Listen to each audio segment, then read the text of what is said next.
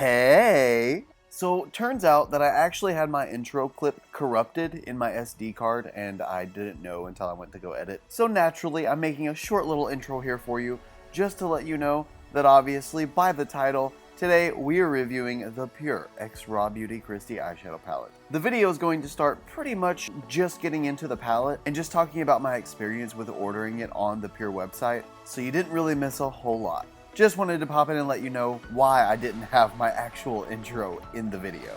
Enjoy!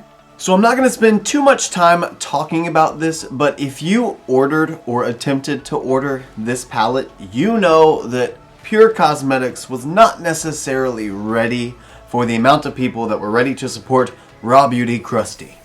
Which is awesome, but also kind of disappointing because what ended up happening is I actually didn't even get to order the palette the first time. I was put into the queue and I was sent an email saying that I would be alerted when it was my turn to order. I waited and I waited and I waited. Then I fell asleep, and when I woke up, all of them were gone, and I had an email that came at about 11:45 at night, and it would have been my turn to order then, but unfortunately I could not get it. However, I did place an order for the restock that's gonna happen between 8:31 and 9:17. So stay tuned for a potential giveaway of the PUR X Raw Beauty Kristi palette.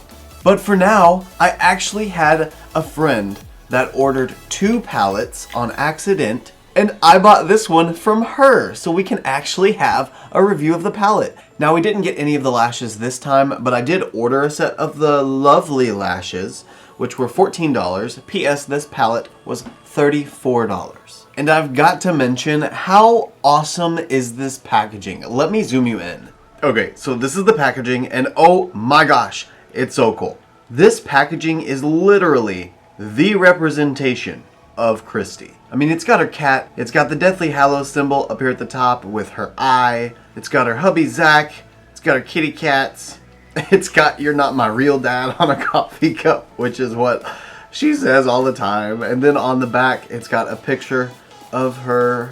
She's so beautiful and so funny. She's just Kristi, you know? And then it shows both palette color stories. I say both palettes. It's one palette, but it's a dual-sided palette, which we'll see very soon. And it lists all the ingredients down at the bottom. And now let's open it up and see what the actual palette looks like. It looks exactly like the unit carton that it comes in. Has all the same decals. Only major difference is that, I don't know if you can tell on camera, but the PUR X Raw Beauty Kristi is a rose gold color. And then on the other side, it's a silver. And that's how you can tell which side of the palette you're gonna go in with, because the silver is the colorful side and the rose gold side is the neutral glammy side.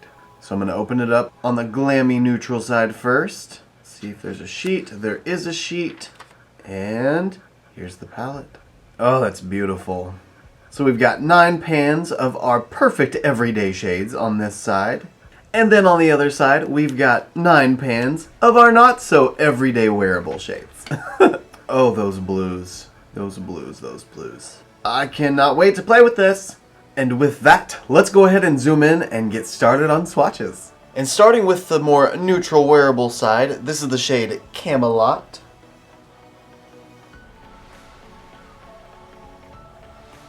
It just does.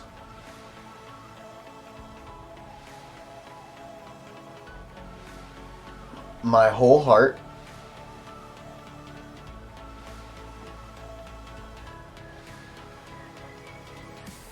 Copper Boxes.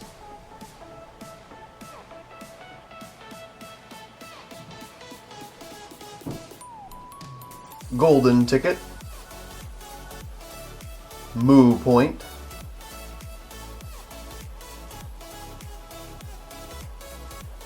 B.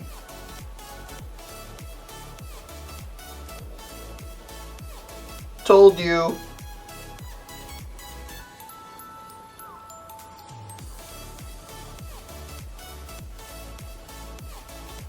Then the shade You're Not My Real Dad.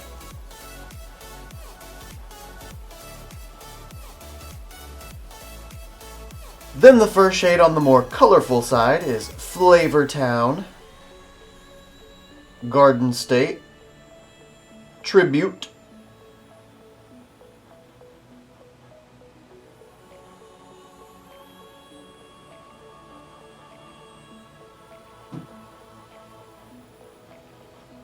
Am I Orange?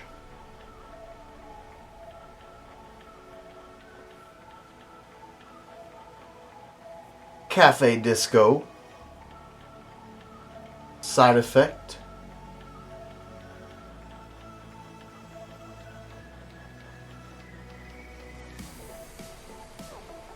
Dandelion.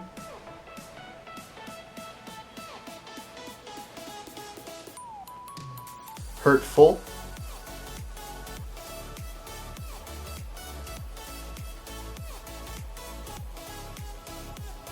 And the last shade in the palette, Lumos. Okay, and that is every single shade from the PUR X Raw Beauty Christie eyeshadow palette. As always, I will insert photos of the swatches, one with flash here,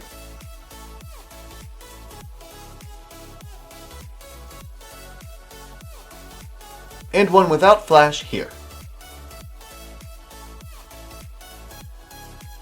And here we have our video close-up of the swatches so we can truly see the color story.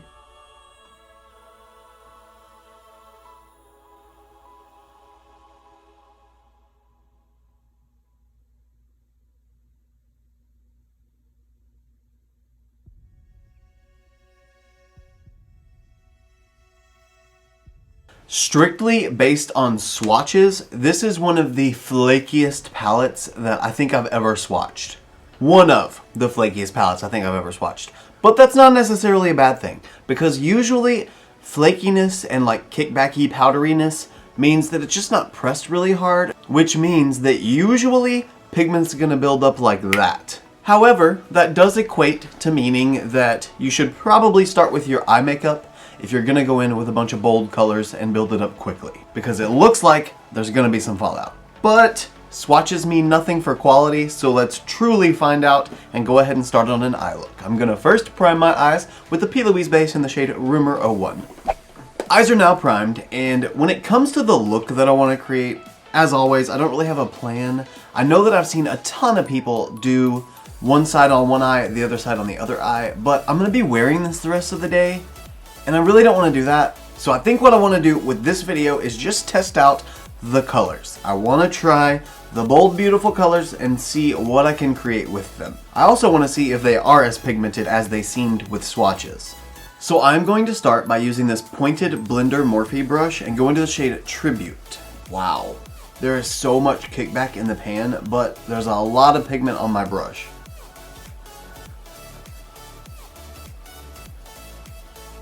Wow, even tapping off the excess, that still has a really fair amount of pigment. Now let's not tap off the excess. Christy, PUR, you did that. That's awesome. I have tried PUR shadows before, actually I think only once, and that was with the PUR X Barbie collection. If you didn't see that video, I'll leave it linked here. That shadow was actually pretty good. Like, I enjoyed the palette itself. It just wasn't as pigmented as I thought it should have been. I didn't get a whole lot of bang for my buck, if you will. And that was the only part of PUR shadows that I was disappointed in. So I'm really excited that they created this palette with Christy, and Christy, as per what she has said, had a little more control over the formula, and I'm glad she made the changes she did. Next, I'm going to use this Morphe M456 brush, and I'm going to go into the shade Garden State.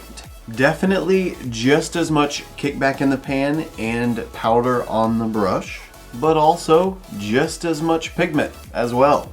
These are pressed so lightly, it's literally like using a loose shadow. Like if you had just a pot of a loose shadow and you just dipped a brush into it, this is just like that. It's just as much payoff as using something like that, if not more. These are potent, is my point, and I'm living for it. Now with Garden State down, I'm just going to go back in with Tribute and kind of work on the shaping of it a little bit, just to get it in the exact position that I want, and probably blow it out a little more to the brow bone. This is so fun already. I love it. Now I'm just going to take Garden State and blend it a little bit higher up into Tribute and start to pull it out onto the brow bone area a little bit more. Wow, those two colors melted together. I didn't really know how a teal and a purple were going to blend. I didn't know if they were going to make a whole new color or if they were just going to make a smooth gradient between the two. And that is exactly what they did. It's just a nice smooth blend. They didn't mix into a weird brown or anything. That's awesome. Let's hope this is one of those trust the process type looks. Because so far it's one of those what the heck is that type of looks. Now using the Morphe M321 brush, I'm going to go into the shade Dandelion. And with this shade, it's going to go right on my inner corner. These are so pigmented! I don't even have to work at it to get them where I want. Anyway, and I'm going to blow out this shade a little bit more so that it can go up and over Garden State. So like this way. And then I'll work on the blend between those two. This is the epitome of a true dandelion. It is like Crayola dandelion shade. It's that perfect sunshiny yellow. This escalated quickly.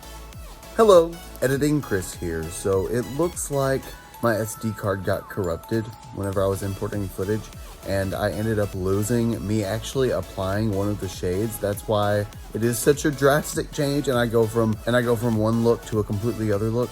I actually went in with the shade Hurtful and started to deepen up the crease, and I just worked on blending all of the shades that I already had down together. So really the only thing you missed was me adding the shade Hurtful into the crease to deepen the look. That's it. Now back to your originally scheduled programming. Now I'm going to use this Morphe M200 brush, go back into the shade Dandelion. I noticed in the inner corner area that Dandelion might have mixed with Garden State a little bit too much, and now I've cooled down the shade Dandelion a lot. So I just want to add it right back to this inner corner area right by the bridge of my nose and bring back that warm Dandelion shade and get a real fluffy blend going into Garden State. This is really just kind of last finishing touch to the crease before I need to go in with the lid tones. I just want my whole inner corner area to be yellow. There we go. That's really cool. I really like that. Now with that inner corner re-brightened, essentially, I'm gonna go ahead and cut my crease. I'm gonna do that off camera to save time again, and I will be right back.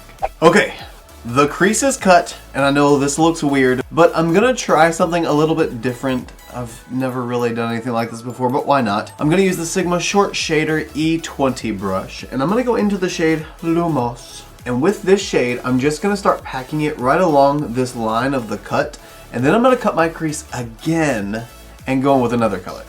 Now based on the swatch, this white looks like a super pigmented white. So I don't think I'm gonna have any issues with it, getting it to apply or build up. And I'm really not worried about fallout or anything because, like I said, there's just gonna be a line of this shade. This is so cool. This white, do you see this white? It looks like I took an eyeliner and put a white eyeliner on. I love this. So now I'm gonna cut the crease again, which it's already cut. I just need to put more primer down. And then I'm gonna go in with the shade MI Orange. Got the crease cut again. Now I'm using the Luxie 245 small shader brush, and that's what I'm gonna use to go in with MI Orange.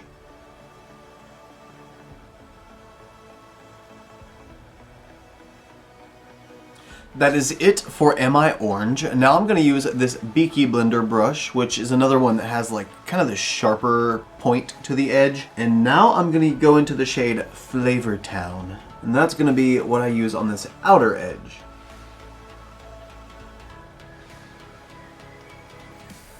I just can't get over how pigmented these shadows are. This is so gorgeous. I'm living. Okay. Now I just need to finish this over on this eye. So I'll see you in a second. As you can see, the crease on both sides is now complete. And I'm loving this whole cool tone on the top with the white split with the warm tone on the bottom. It's fun, it's interesting, it's different, it's pigmented. And now I'm gonna go ahead and move on to my face makeup so I can get everything done so we can do the lower lash line, inner corner, brow bone highlight, so on and so forth, etc., etc. So naturally, I'm gonna go off camera and do all of my other makeup. And once I finish all of that, I will be right back. So I'll see you guys in just a second. We are now ready for the lower lash line, the brow bone highlight, and the inner corner highlight, if I choose to do those things. The only shade I haven't used on the colorful side of this palette is the shade Side Effect. So naturally, I'm going to take this very teeny tiny Morphe E6 brush. It's like the smallest pointed blender brush I have. And I'm going to go into Side Effect while very carefully tapping off all of the excess because there's a lot of it.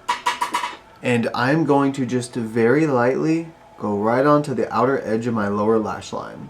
I'm kind of just going to pat it on first because I really don't want there to be fallout. And I feel like if I go in and just start sliding around, there's gonna be. Well, not really. That looks really, really pretty with that blue eyeliner in my waterline. With the shade Side Effect applied on the lower lash line on the outer edge, I'm going to use this Morphe X Coca-Cola brush and go into the shade Dandelion again, just on the end of the brush. And this time, I'm going to use this to start blending out Side Effect, but to also add the yellow right into the inner edge of the lower lash line. I kind of just want that yellow tint there so it will continue the coloring of what was on the inner corner area. I accidentally went in again to emphasize the yellow earlier with the big fluffy brush, and it turned out I had red on it and I didn't realize, and all I did was put red/orange on the bridge of my nose. But here we are. These things happen. So now I'm gonna pull this onto the pink and blend out the pink with the yellow.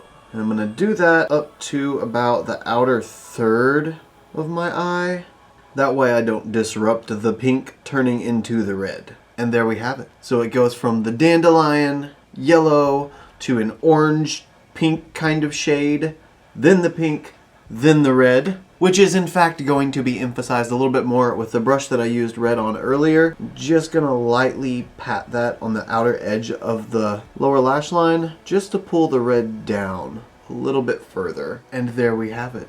I'm obsessed with this. Now that my lower lash line mascara is applied, there's only one thing left to do, and that is highlight. And I'm gonna highlight my inner corner and my brow bone. I'm gonna use this teeny tiny Morphe X Saweetie Collection brush, and I'm gonna go into the shade Cafe Disco. Now the shade in the pan looks like it has a pinky peach base and like a silvery reflect. I'm hoping that the silver is gonna translate into this look a little bit more, because I don't feel like peachy pink is really gonna work with this look. But I'm hoping, since this shimmer is the only shimmer on the colorful side, that it will go with everything. I'm hoping.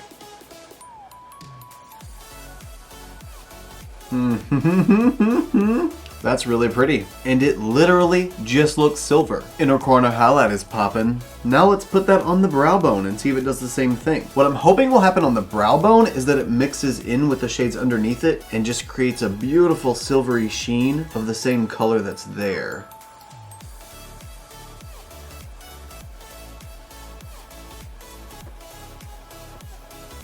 Well, would you look at that? It's a beautiful silvery sheen of the color that was already there. I love it. So officially, this is the finished look.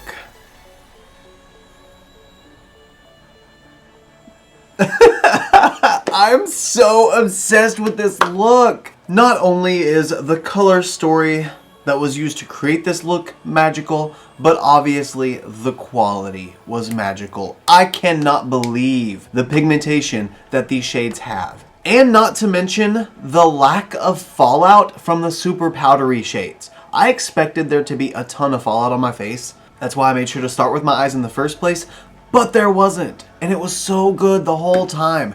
The color packed on great, it blended out great, they blended in together nicely, but they still have the separation of tone so that you can tell them apart. And it's just so cool. I just think that these colors work so cohesively together, and I even can't wait to use the neutral side just because of how well this part performed. Anyway, that is it from me for this video. Obviously, you know my opinion. 100% for sure recommend. And this isn't even one of those instances where I would only recommend if you like bold colors, or only recommend if you like neutrals, because you get both. It's perfect to travel with, it's a fair price. I'm ecstatic about this palette. I love this. If you can get your hands on this, hands down, well worth it. 10 out of 10, would recommend. Anyway guys, I hope you enjoyed this video. If you did, please don't forget to give me a thumbs up because it does let me know that you like my content, but it also lets others know that you like my content. It also helps YouTube recommend my content, which is super helpful because they don't do that half the time anyway. Also, if you like this look and you want to see more looks like them, you can follow me on Instagram, Twitter, and Snapchat. My username is the same for everything. It's just ChristopherJMUA. And if you gain nothing out of this video, if you gain nothing out of any of my videos, please at least gain this, and that is to always remember and never forget that you are absolutely beautiful. And I love you guys. Bye!